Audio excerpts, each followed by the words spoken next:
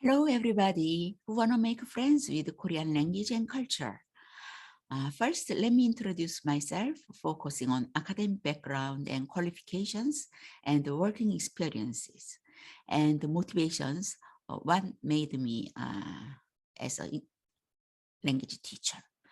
Okay, my name is Jong Song, a retired college professor who has been focused on teaching Korean online to the speakers of other languages for more than 2 years. I'm a PhD in English from a US university, majoring in composition and TESOL. I got the BA and the MA degree from a Korean university, majoring in English linguistics and literature. I have the certificate of a regular teacher of secondary level English. And about my work, I've taught English as a foreign language for over 25 years, mostly at Korean colleges and graduate schools, at training institutes for in-service teachers, and at lifelong educational institutes. And also, I have tutored many students for more than 10 years. While at the colleges, I translated not a few Korean poems into English, and also some prose or encyclopedia written in English into Korean. Also, I worked as a researcher for 2 years at an institute run by Korean government named Korea Institute of Curriculum and Evaluation. Then, what motivated me to work as a language teacher? It's like this. I chose language teaching as my career because I like sharing thinking with various types of students and widening my own perspective about this world. Now, I've been teaching Korean as a foreign language to the native speakers of English for the language trainers company.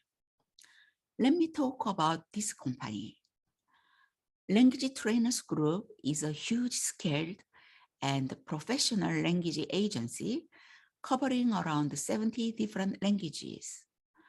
From my own experience, the staff members are prompt, clear, and rational in dealing with job matters, and also very kind and courteous. And they provide various and flexible programs concerning the lesson time package, learning place, and the current language proficiency level for each student to take advantage of, and the pricing is very suitable. The coordinators in language trainers check out regularly about how the lessons are going on, and when there is some issue between a student and the teacher, they appropriately coordinate, let the lessons go on smoothly, and help the students' linguistic potentiality to flower. Okay, then let me talk about expectations from the students as a teacher and vice versa. As a teacher, I look for from my students intellectual curiosity about Korean language and culture, serious and enthusiastic attitude towards learning, punctuality, and politeness. And also, I think the students expect from me as a teacher abundant knowledge of Korean language and culture, serious and enthusiastic attitude towards teaching, caring for and understanding each of them, open-mindedness, and punctuality. I want to do my best for these. And let me introduce some memorable teaching cases. Until so far, the most memorable teaching experience with language trainers was about a British girl who demonstrated incredible improvement in her Korean language proficiency only with a 10-hour lesson package, although she had not known anything about the language at the beginning. She was always serious towards learning and working very hard on her homework. Excuse me. To see her growth with my help was a big pleasure as a teacher. Also, I got an inspiration from a Korean American student about the name of a Buddhist temple and Korean deep bow. Uh, Both are named Jeol. While teaching, unexpectedly, I expressed my curiosity about the same name for both, almost by talking to myself. Then he said, that's probably the believers in Buddhism do a lot of deep bows before the statue of Buddha at the temple. I was much impressed by his interpretation. And not a few students are very creative in making new coinages, which makes senses in a way in their interlanguage process. For example, in enumerating days, today is in Korean 오늘, yesterday, 어제, the day before yesterday, 그제, and 3 days ago is 그그제. Okay? Let's move forward. Then tomorrow is 내일, and the day after tomorrow is 모레. I asked one student, then what can be 3 days later? And she answered 모모레, which is wrong. The right answer for 3 years later is 글피. But her answer 모모레 can make a sense in her own reasoning when thinking about 그그제 is 3 days ago. So 그그제 versus 모모레. Why not impossible? Okay? Every time I've been surprised and challenged their intuition and application ability. Actually, from time to time, I can widen my own perspectives and learn more about my mother language through my students. All right, then now let me talk about principles in Korean language use. In teaching the Korean language and its culture, I treat the following 7 principles in detail whenever they are embodied in the real language use. And I have the students practice the example sentences and dialogues enough during the lesson time and or via homework. The 7 principles, just right now, I'll introduce just the title. The first is Confucianism. And the second is Sino-Korean words. The third is Oriental versus Occidental cultural difference reflected in the talking style. And the fourth is on the 4 different speech styles. The fifth is 2 different kinds of words, casual word versus honorific word. The sixth is difference in a sentence structure between Korean and English. The last, 7th is standard Korean language, which is Seoul dialect. All right. Right now, I'm just introducing the name of each principle, and later I'll explain each one in detail for those who are interested in its content. Okay. Now, let's go on to the construction of my materials. With all my students, I've been using my own materials, for which I've got some hints from the book 연세 Korean 1 and 2, published by the Korean Language Institute attached to Yonsei University. That institute has had the longest history and has been the most famous one for teaching Korean as a foreign language in Korea. However, I'm not 100% with the book. So I took only the topic, main dialogue, and grammatical items from each unit of it and by adding my own version of vocab items, explanations, and speaking and writing activities from various sources. I've been creating my own materials. I've been also revising some dialogue content focused on the correction of its mistakes. Also, for the beginning and elementary students, I added the phonetic sounds to each Korean word or phrases and its English translation. Now, let me talk about my teaching method. In the beginning of each lesson, vocabulary items and grammatical points used in the main dialogue are dealt, mostly through lecture. And then, the vocab and grammar-related activities and the contents of a main dialogue are practiced by an interactive role play with students. Reading and writing can be practiced mostly through homework. Before each lesson, I send the given material for each student's proficiency level, and at the end of the lesson, assign homework on the contents in the materials and the references dealt in the lesson, which covers all the 4 language functions: speaking, listening, reading, and writing. And before the following lesson, I give some affective and cognitive feedback on the student's homework, which is supposed to be sent back to me before the lesson, and also send the material for the coming lesson. My teaching method follows interactive spiral curriculum, which is composed of repetition and deepening, especially about the speaking part.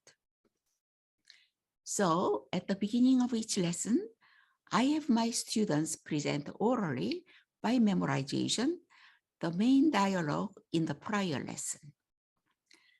As the class moves on, Korean historical, cultural, political, and/or social aspects, which are indispensable for understanding the lesson contents suitably, are also introduced in the appendix. Also, for fun, from time to time, I introduce Korean folk songs, slangs, new coinages, and even swear words to the students' request. The main hope and aim in my later educational life with language trainers are to help foreign students to my utmost with the Korean language and its culture. Okay, then now let's go back to the 7 basic principles embodied in the real language use for those students who are interested in its detailed contents. Okay, let's go to number 1 principle.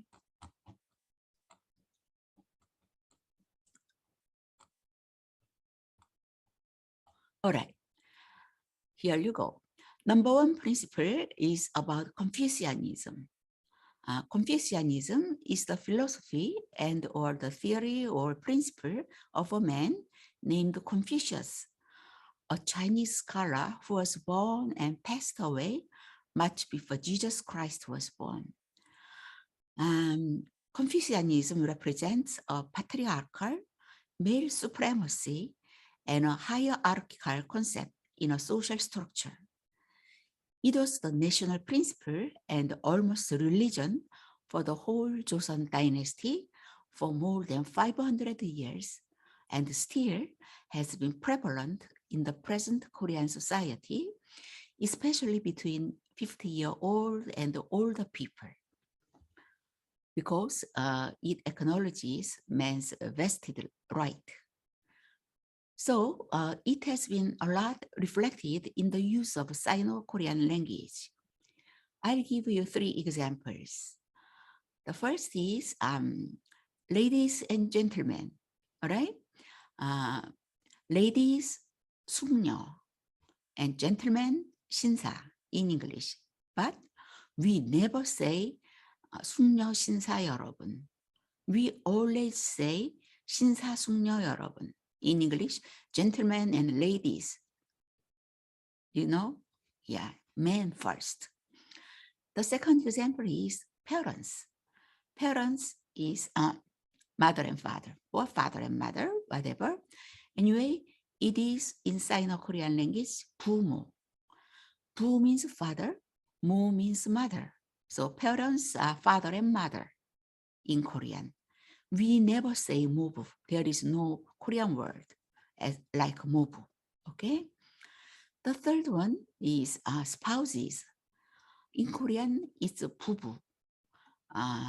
The same two bu's, right? First 부 means husband, and second 부 means wife. So husband and wife, never wife and husband. Okay? Yeah. In this kind of real language use, Confucianism is a lot embodied, and also in other examples too. Now, let's talk about the second principle, Sino-Korean words. More than 70% of Korean words currently used are Sino-Korean words. So, acquiring the meaning of each Sino-Korean syllable is very important for the learners to keep the syllable into their long-term memory and apply it in different meaning contexts. For example, 의사 means medical scholar, doctor in a word. Here, doctor, 의 means medical scholar. Okay? Then 의복 is clothes. 의, here 의 means clothes.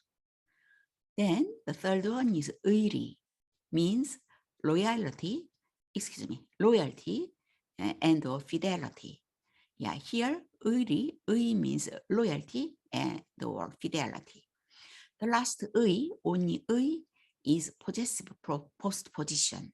Okay, so the same word 의 in Korean, yeah, actually reflecting Chinese meaning, yeah, are used in various different meaning contexts. Therefore, I teach every Chinese meaning of the Sino-Korean for the learners to match the appropriate meaning with the given words. The third is Oriental versus Occidental cultural difference reflected in the talking style. Okay, let's take an example of introducing one's own name. In Oriental countries, which belong customarily to a collective and group-oriented culture, people consider a family as much more important than its given members. So, a family name comes first and a given name follows it. For example, my name is Jong. As I already said, here, Song is my family name and Minjong is my given name, personal name, okay? Family name first and given name follows in a group-oriented Oriental culture. On the other hand, in Western countries, which customarily belong to an individualistic culture, one's given name comes first and family name follows to support the given name as a background. One of my British ex-students is named Katie Taylor, and in her case, Kate is a given name and Taylor is her family name. Okay, then let's move on to principle 4 on the four different speech styles. Okay. In Korean language, there are 4 different speech styles for the same meaning, depending on the age and or social status of the interlocutor who you are talking to. For instance, when you are talking to an older and or higher status person, especially in an official situation, you had better use a formal, polite expression with an honorific stem, 시. So, 안녕하십니까? Okay. When you become close to the person, you can use informal, polite expression with an honorific like 안녕하세요, the most frequently used expression in daily life and especially in Korean dramas. When you talk to the person who is at the same age and or an equal status, you can use an informal polite expression like 안녕해요. Lastly, the first expression is when you talk to a younger and or a lower status person, you can use a casual expression like 안녕. Yeah, all these four different expressions come from the same verb root 안녕하다, which means to be in comfort. So 안녕하십니까, 안녕하세요, 안녕해요, 안녕 all mean are you comfortable now? All right.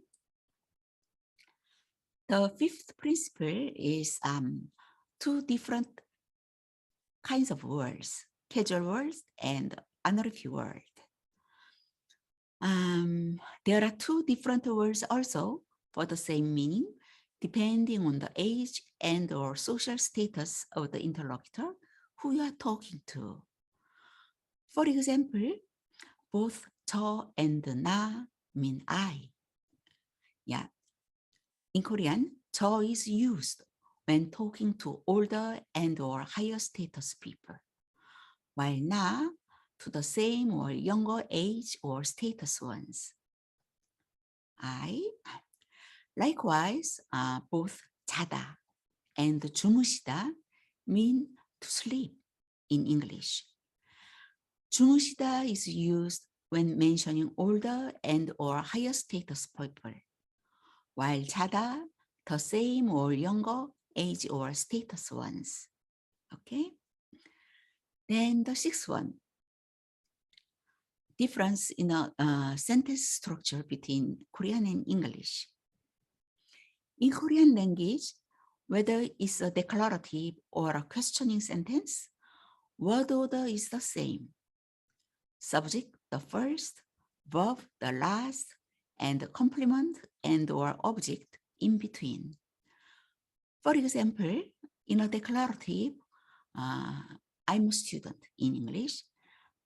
저는 학생입니다 in Korean. Here, 저는 학생입니다. Subject, 저는 the first. Verb, 입니다 the last. And between these two, the subject complement 학생 intervenes. In a questioning sentence, am I a student in English? In Korean, 저는 학생입니까? Yeah, so the whole word order is the same as in the declarative. Subject the first, 입니까, verb the last, and 학생, subject complement in the middle. Okay? But on the other hand, in English language, in a declarative sentence, subject the first, verb the second, and the other components follow. For an example, I'm a student, subject I the first, verb am the second, and a subject complement a student follows. However, in a questioning sentence, am I a student? The subject verb order, I am, is changed into the verb subject counterpart, am I? All right. And the last one, seventh one, is standard Korean language, Seoul dialect. Standard Korean language is the dialect used in Seoul, the capital city of South Korea. It is monotonous. That is, in any words, there is no stress, time, rhythm, and intonation. Only in a questioning sentence, the verb located at the last of the sentence rises in its intonation. Okay, now I somewhat explained in detail the 7 principles embodied in the real language use for those students who are interested in its concrete content. Okay. Okay, that's it. I don't remember whether I say this or not. The main hope and aim in my later educational life with the language trainers are to help the foreign students to my utmost.